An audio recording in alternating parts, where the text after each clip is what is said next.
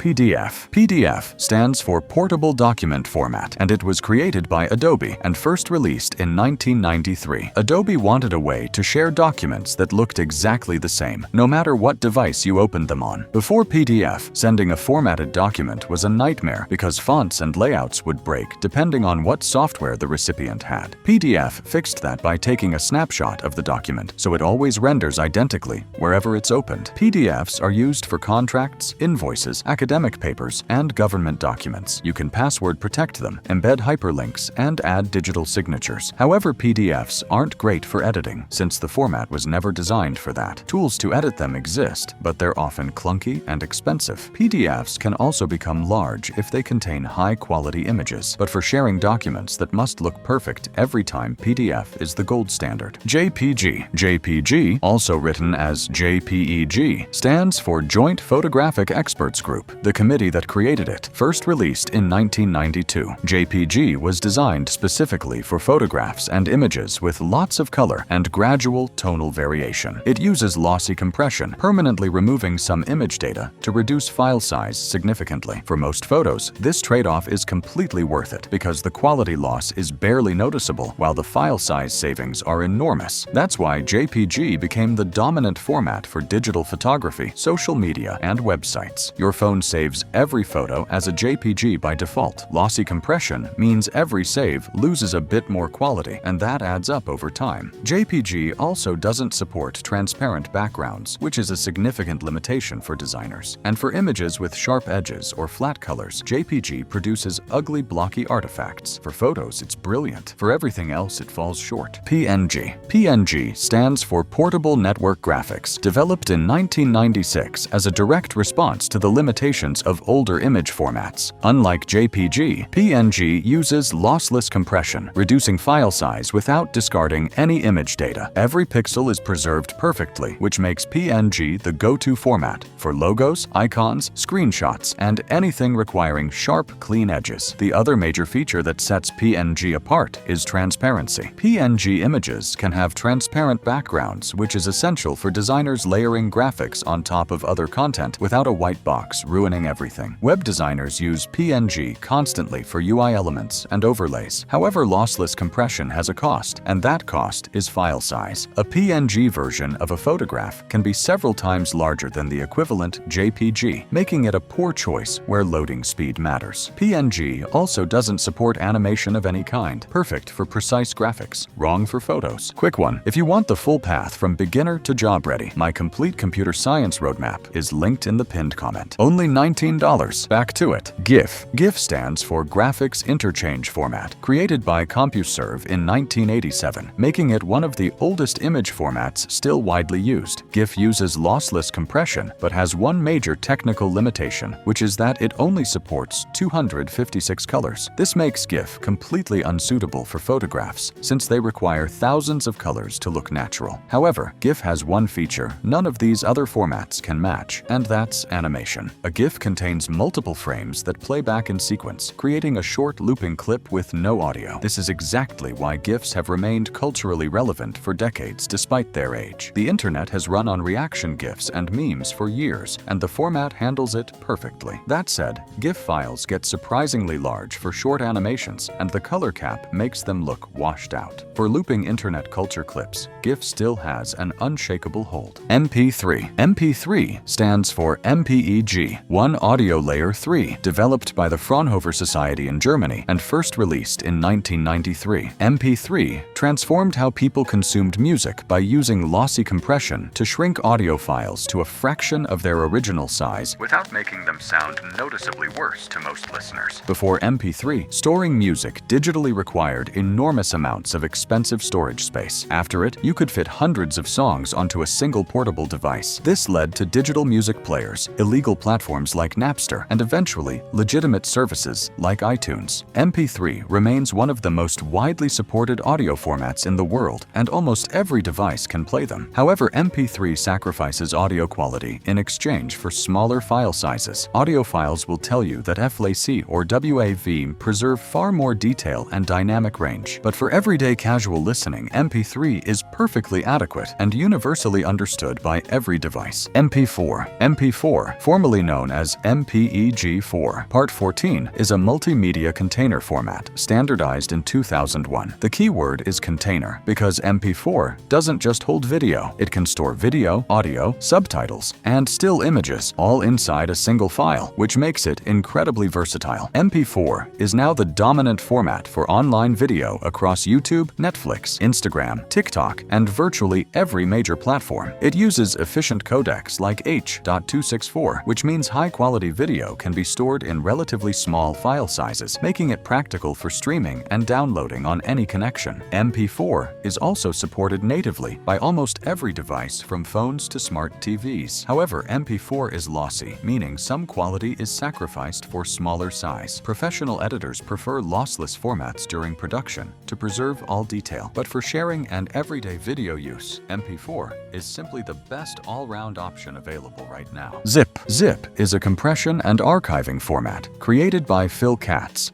and released in 1989. Zip takes multiple files, compresses them to reduce total size, and bundles everything into one file. Instead of sending 50 separate documents, you send one zip, and the recipient extracts everything instantly. Zip uses lossless compression, so no data is lost, and original files come out perfectly intact. It's supported natively by Windows, Mac, and Linux, without extra software, which is why it became the standard for file sharing. Zip has limitations, though. Its compression ratio isn't the best available, and formats like 7-zip or RAR can often compress the same files significantly smaller. Encryption in Zip is also considered relatively weak by modern security standards, and it has an original file size cap in its specification, though modern extensions address this. But for simple, compatible file bundling, Zip remains the go-to choice for most people. EXE. EXE stands for executable, and it's the file format used by Windows to run programs and applications.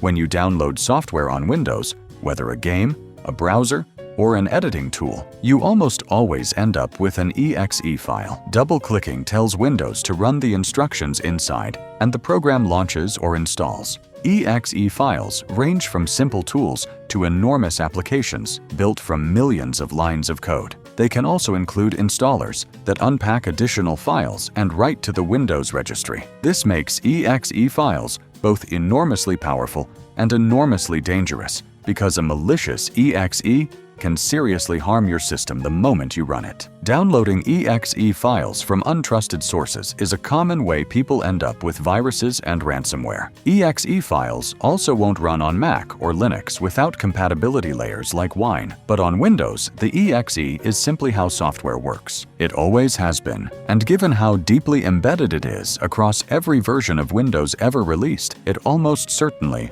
always will be. Before you go, if you want the full path from beginner to job ready, my complete computer science roadmap is linked in the pinned comment. 20 chapters plus bonuses, $19, yours forever. Subscribe, guys, and catch you in the next one.